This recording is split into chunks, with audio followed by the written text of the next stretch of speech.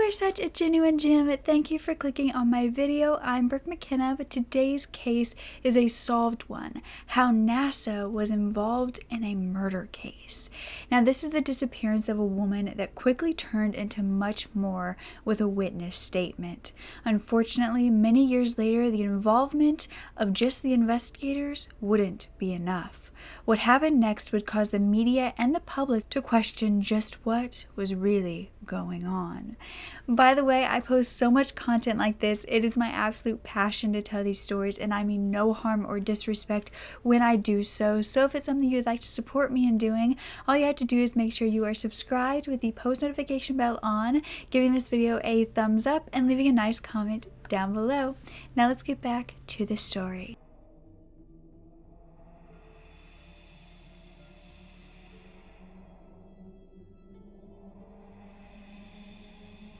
So it was 1991 in California, and Elaine Sanchez lived in Los Altos in Santa Clara County. Now, although not much is known about Dawn, we do know that at the time she was 32 years old, born on May 20th, 1959. She was a tiny little thing at 4'11" and 109 pounds, and she was thought to be working as a sex worker at this time. She had been working at the Mustang Ranch in Nevada, but had recently moved to California and began working there.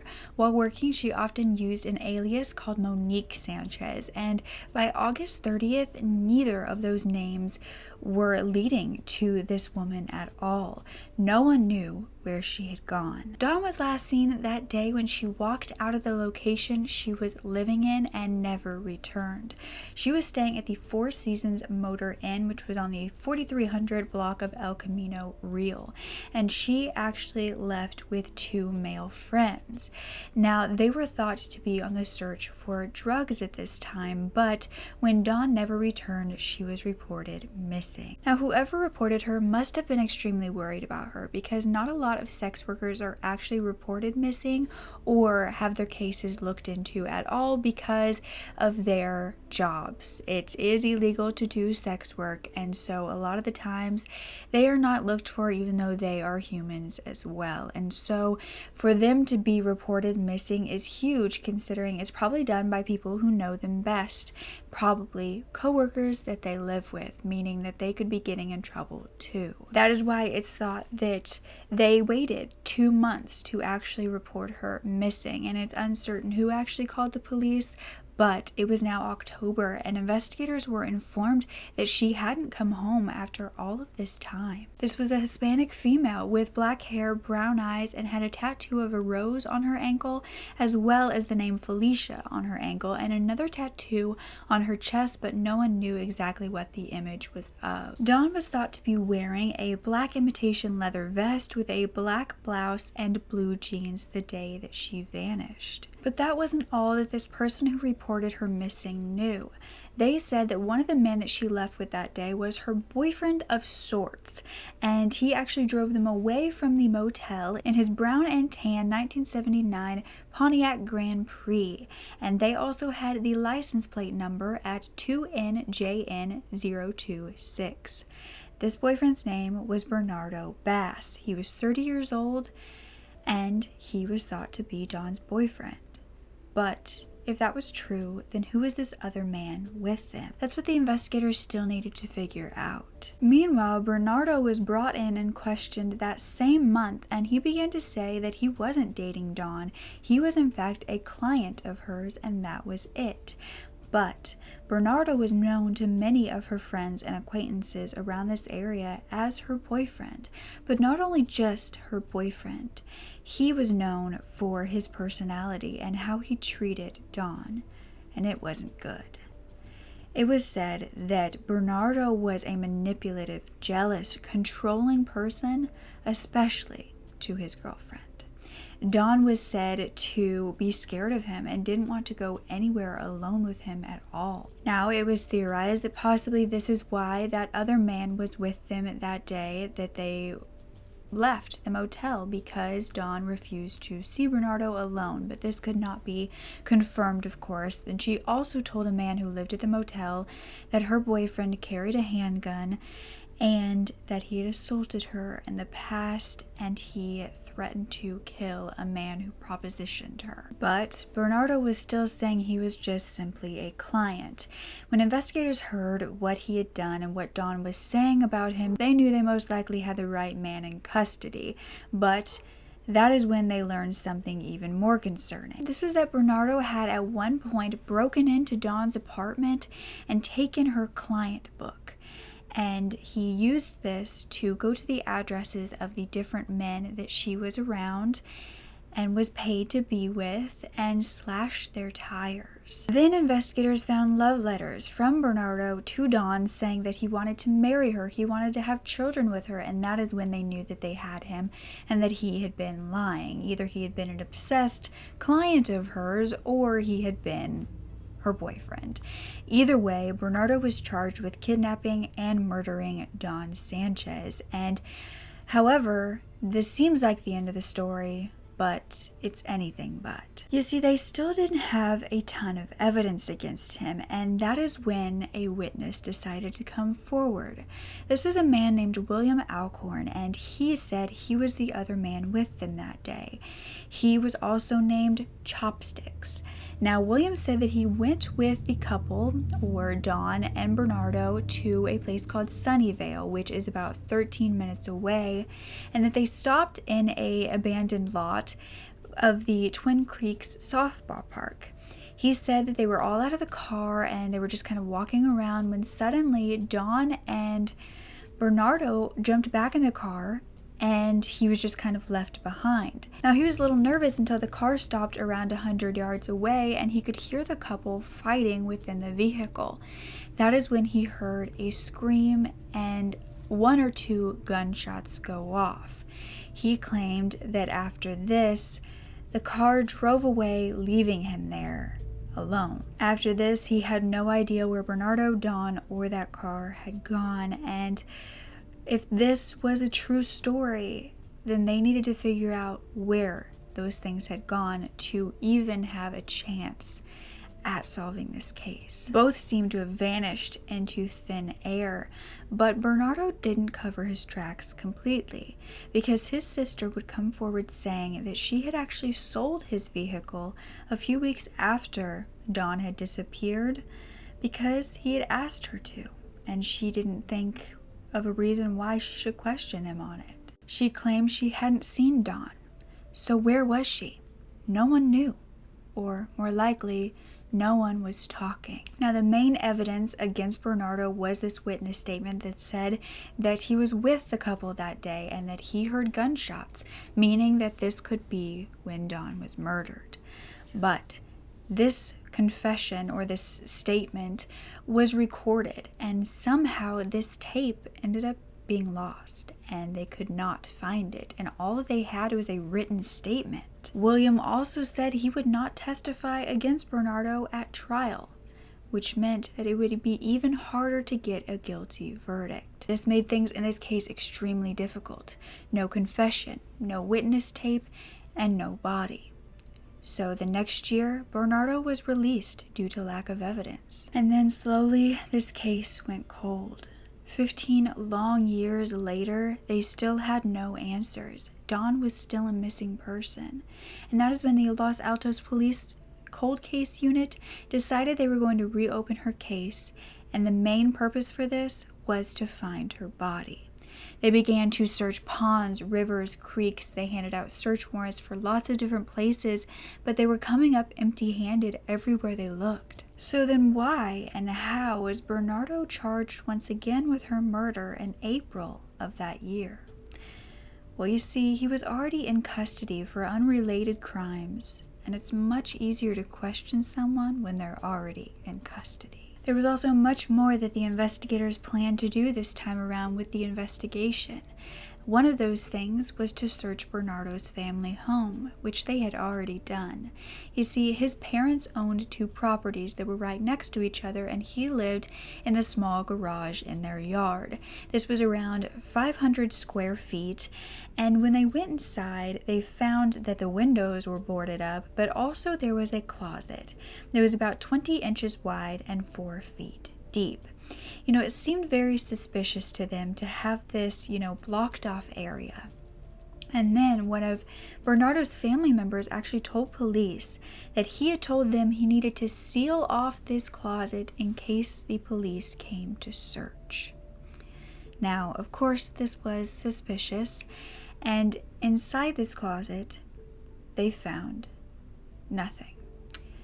But cadaver dogs did smell human remains, as though it had once been filled with them.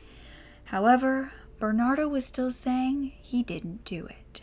Would this be enough to charge him, or were they going to be in the same exact place they were 15 years ago where they couldn't hold him on the murder charge? Well, thankfully this is when an informant came forward saying that he had news that investigators desperately needed, and that was the location of Bernardo's car. However, the problem was, this car wasn't just in one piece. Investigators headed out to an abandoned lot in El Viso, which was 12 minutes away from Sunnyvale, where William said that Dawn was killed. Once they got there, they realized that this was going to be much more difficult than they could have ever imagined, because this was a lot full of metal debris, and the likelihood of finding these different pieces of this car was very slim, especially because a lot of it was already underground. No one knew at this time how in the world they did it, but they managed to find Bernardo's car, or a piece of it, at this lot, and this was enough to take him to trial.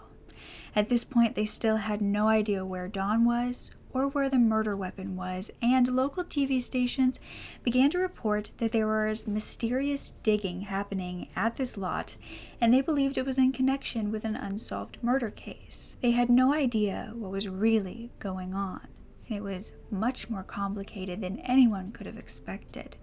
But not even the DA would comment on it. It was now 2008, and everything we thought we knew about this case would change. You see, Bernardo's sister, who claimed that she had sold the car because Bernardo asked her to, came forward saying that was all a lie, and that she made up the story out of fear for her brother.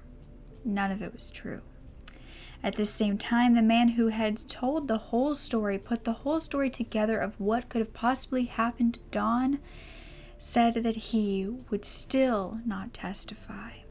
This, of course, was William Alcorn, or Chopsticks, and he invoked his Fifth Amendment right against self-incrimination to not do so. But investigators strongly believed that Bernardo had killed Dawn and stored her body in that closet before finding a better way to dispose of it. Now, all this time, Bernardo was saying that he was completely not guilty. However, the next year in August of 2009, Bernardo would plead no contest to involuntary manslaughter. Now, if you don't know, this meant that he wouldn't say whether he was guilty or not guilty, just that there was enough evidence to convict him, and he was aware of that. His attorney was asked why he suddenly changed to no contest after being adamant that he was not guilty, and his attorney said that there was a risk of conviction no matter how strong the defense may be or how weak the government's case against him may appear, and because there was a potential for him to go to prison for 25 to life if he didn't do this, so Bernardo accepted the lesser sentence. This is when it was also exposed to the public just how they found Bernardo's car or pieces of it in all of that rubble, because the informant didn't say exactly where it would be in this lot, and it would have taken far too much money to excavate the entire property, and there was a ton of metallic debris, meaning that metal detectors wouldn't have worked in this area or would have taken a very long time. What they did instead came as a shock to everyone, considering that NASA themselves helped them.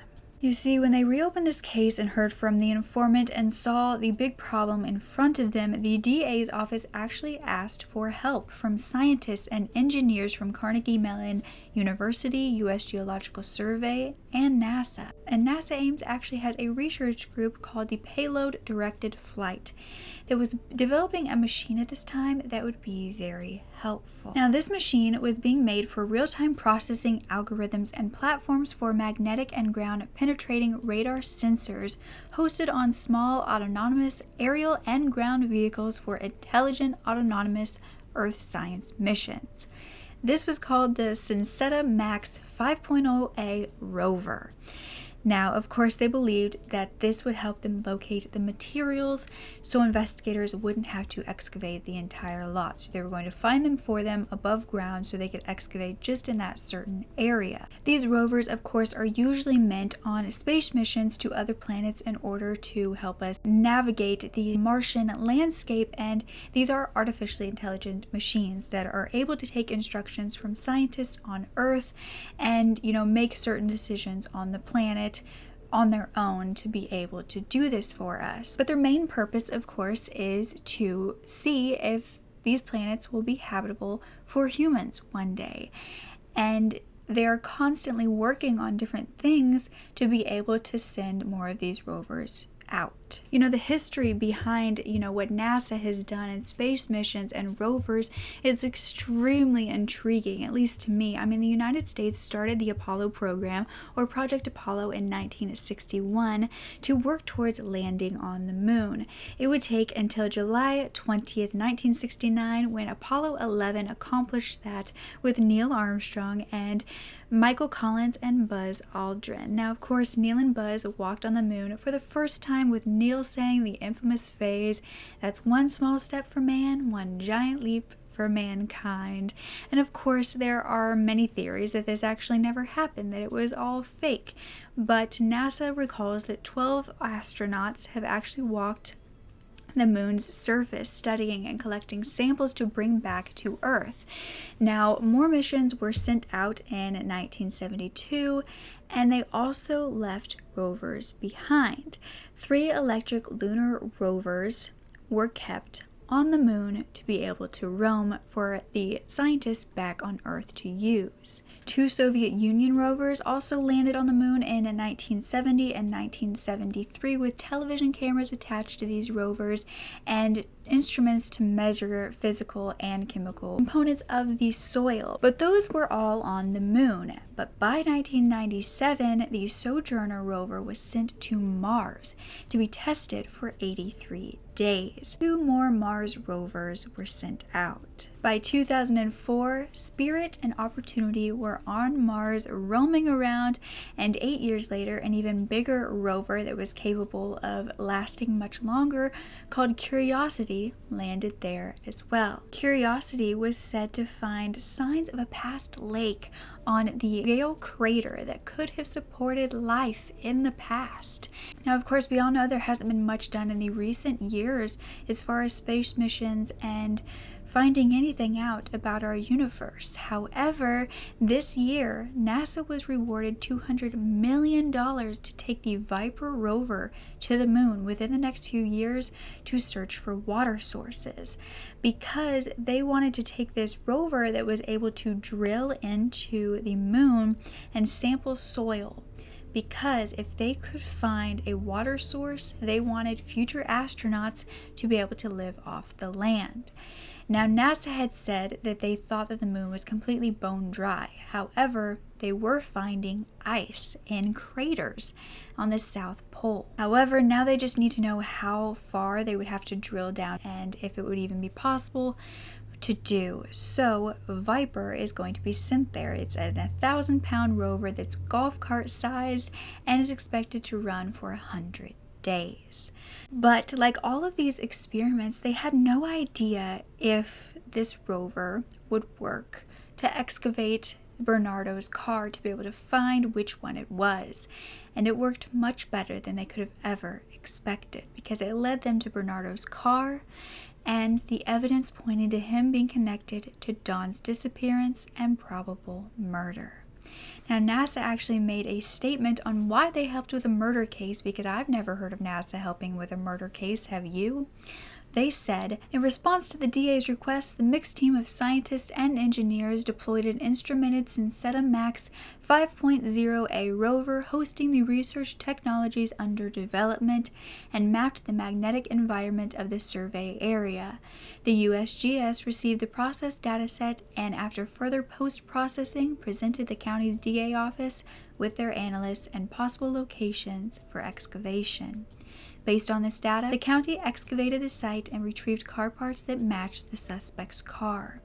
Confronted with this evidence in court on August 29, 2009, the suspect pleaded no contest to the charges, was convicted of manslaughter, and was sentenced to 6 years in prison. That's right, on August 29, 2009, Bernardo was sentenced to 6 years. Now, of course, many believe that this wasn't near enough for a possible murder, but Police Chief Charles Eunice, who went by Tuck, said, "This goes to show the voice of victims never truly dies when you have determined detectives.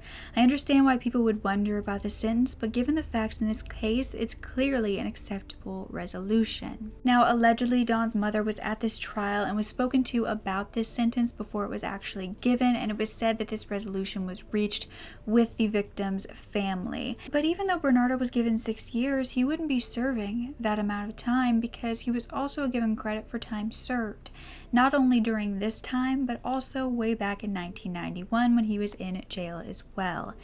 This meant that he only had 2 years left in prison, meaning he was out in 2011, and he, from what I know, is roaming the streets today. While many were infuriated about this, the DA Nick Muo said, "While no amount of time is sufficient to compensate the victim's family or the community for the killing of a human being, this resolution brings some measure of closure to a case that had remained uncharged and unresolved from 1991 to 2007 when it was refiled." Which I do see where they're coming from, at least something was done rather than nothing at all, but it's kind of a slap in the face after so many years for them to just say, oh, he gets 2 years. Now, although Bernardo was sentenced, Dawn's body was never found. We still don't know a cause of death, a motive, or if any of the information that we were given was true. I mean, was William Alcorn telling the truth about what he saw that day, or was he possibly more involved and told that story so he wouldn't be jailed as well?